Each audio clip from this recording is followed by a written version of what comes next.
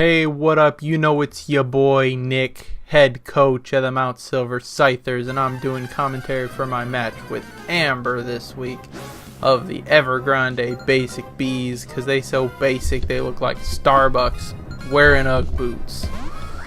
So I start off the match with Echo, because she's a bad bitch and she don't take no bullshit. Like this Lega Surgeon bullshit that comes out. I was expecting something like this, so I'm like, no, I'm not letting you get any status up on my team, so I'm setting up this terrain immediately, and I'm keeping that shit going this whole match. So I hope you're ready to see a whole bunch of pink misty terrain, because it's going to keep coming back. So Eat It keeps coming in for like an eternity onto Feeny, just because Feeny really... Feeny was not built to deal with Eat It this week, because I didn't want her to face that thing because it has too good of a chance to kill her. So I do make a great prediction here, bringing the Beedrill, taking a quarter damage from that thing, which gives me a free turn to Mega Evolve and slap down some big D damage. So she withdraws Eat It, understandably, because she didn't want to go face to face with my lady here, Lancelot. So Couch Potato does come in, and yeah, this thing was like super physically defensive build, because as you're about to see, this adaptability U-turn ain't gonna do much. To like a lot of things it does a shitload of damage, but that's really not very much to the pecs over there. But yeah, that didn't really matter, because in comes young Dab. He just walls the ever-loving shit out of Toxapex, so that's pretty much the only reason he was on the team this week, is to get some knockoff coverage and then just not care about, like, just get in the face of this thing and, yeah, not worry about any of it. So that's why he's got Earthquake. I throw it on an Earthquake, and it does some solid damage. And she goes for the Scald. Thank you very much. That's some dry skin. Young Dab getting healed back up. Yummy. And now that the terrain is gone, she withdraws because she doesn't want to get hit with another Earthquake. I think I went for the knockoff again. Yeah, because I was like, okay, there's no way she's staying in because she doesn't want to lose Toxapex on turn like 4. So my Baloney no longer has leftovers, which is like Showit. That's very good. Now I bring it back Echo, because I'm like, I know she's going to go for a Toxic, because that's what she does every single time that she brings this thing out against something, even though, oh no, did go for the Earthquake. That does make more sense, because she wouldn't have been able to Toxic Young Dab. So Echo doesn't take that much damage, and originally I was gonna give Echo Grass Knot, specifically just to kill my Baloney, but at the same time I was like, it's not really worth it, I can kill him other ways. So Eat It comes out, I set up a Reflect, even though Reflect wasn't too useful this week, because she had like one physical attacker on her team, and that was Passimian, so it really didn't end up mattering in the end. So here, I'm like, okay, she's probably not going to go, she's probably going to go for the poison, just get some more damage, or hopefully get a kill. So I'm like, ooh, let's bring in that Steel. Mold Breaker, and then, Shasha! Sludge Bomb. Eat it. Eat it, eat it. And then I go for the Iron Head, because I'm like, okay, if she switches, this will do... Because I was expecting Skarmory to come in. So I was like, okay, I don't want to throw it on an Earthquake. And then here you see, that does pretty much, like, not a significant enough amount of damage. So Eat It withdraws. I'm like, okay. I was still expecting... Actually, no, I think I went for the Earthquake, because I was like, okay, she's staying into this shit. Nope, never mind. I go for the Iron Head. But I'm like, yeah, it's resisted. That doesn't do much. He's very physically defensive. So again, I'm going to leave with Pop-Tart, because I'm like, yeah, no way I want to stay into this. We'll bring in Echo one more time to get my terrain set back up, and Echo can just ball on this thing. And he goes for Recover, which is annoying, but it won't be a problem for the whole battle. It'll only be a problem for that one turn that he uses it, because later on he doesn't do any more of it. And my Reflect wears off, and she withdraws and is going to bring in Eat It once more, who is not quite back at full health yet, but I go for the Nature's Madness, because I'm like, okay, I know she's bringing it in, and the Reflect really isn't doing anything for me yet, because she doesn't have that many physical attackers. So yeah. And then this isn't where I take the chance. No, I still switch out, because at some point later on I do take the chance and go for an attack. So now I bring in Young Dad because I'm like, okay, Grass, resist it. Poison, resist it. Giga Drain still does fat damage. And I was like, oh shit, I don't like that. Oh, right, critted, that's why. But I also was like, okay, I don't like that Black Sludge. We gonna go for another knockoff. But she withdraws, wants to regenerate some more health. My Baloney comes back in, who's already missing his item. Which, that sucks. So knockoff isn't going to do all that much because he's physically defensive and doesn't have an item. And of course I switch because I'm like, I'm not taking that damage. And this time I'm like, okay, I know she's going for the Earthquake, let's bring in the Levitator. And I was like, okay, this might give me a chance to do some silly shit. So here I go for the U-turn because I'm like, okay, I don't know what she's going to go for. But I'm not staying in against it because I don't think I could one-shot it. Probably could have, but I didn't want to use Psychic King Sableye was still there. So I bring in Feeny once again. This is like the 4th time, I think, to set up the terrain. And to block that Toxic. So eat a dick. Yeah. And the Baloney leaves. Eat It comes back, as is tradition. Because we've seen this about 1,000 dozen times so far in this battle. I set up my Reflect just for good measure, because I was mainly watching out for the things like Pessimy, and I'm like, okay, I need to make sure that I'm not getting boinked over. So this time, I think she went for the Sludge, no, Hidden Power, so that was a good prediction, because that hurts Beedrill. That hurts Beedrill a lot. So I'm like, okay, alright, you want to do some big damage? How about you take a U-turn? Bit over half damage. Very nice. And I was like, okay, I know I can take like 4 more of these, so let's bring it in to the Hidden Power.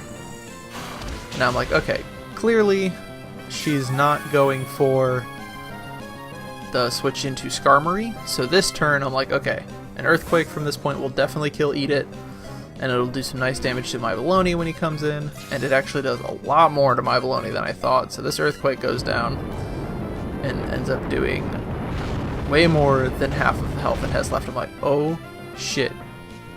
And this turn I'm like, okay, if she stays in, she's dead. If she switches into Skarmory, oh well. Because I wasn't too worried about Skarmory. So I go for that Earthquake and finally kill my Baloney. You know, only like 8 minutes into the 17-minute battle. So my Baloney goes down and I'm like, sweet.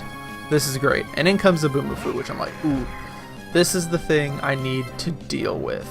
Because if he was a Choice Scarf, there's pretty much nothing I can do. So I'm like, okay, we just take a hit, we sacrifice Pop-Tart, because I need to get a clean switch in him. I can't switch in anybody to take damage. So in comes Duke Silver, because I'm like, okay, here we go. I know Duke can take anything from this boy, and then I can go for the knockoff, and I can now see he's not Choice Scarfed, and he no longer has his Expert Belt.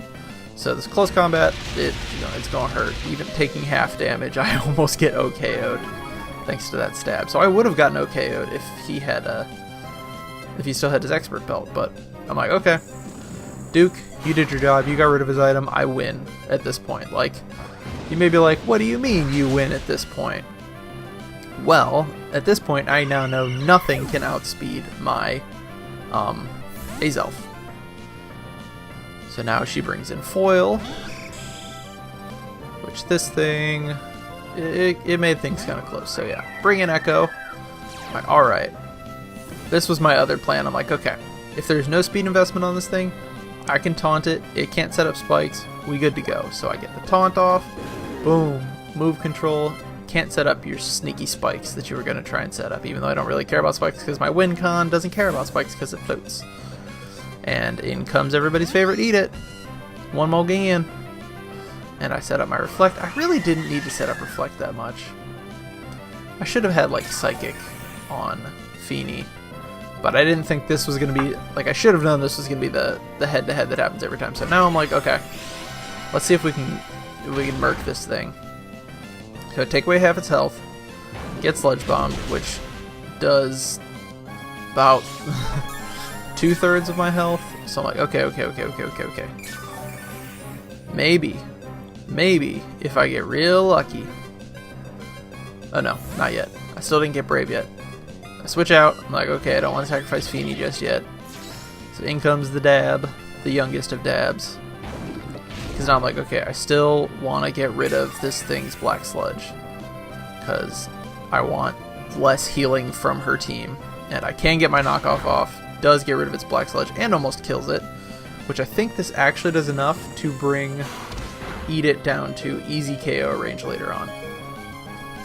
And now she's definitely going to leave because she knows I kill her with one more attack. And like a Surgeon comes in, and I think I went for the knock. No, I went for the Earthquake.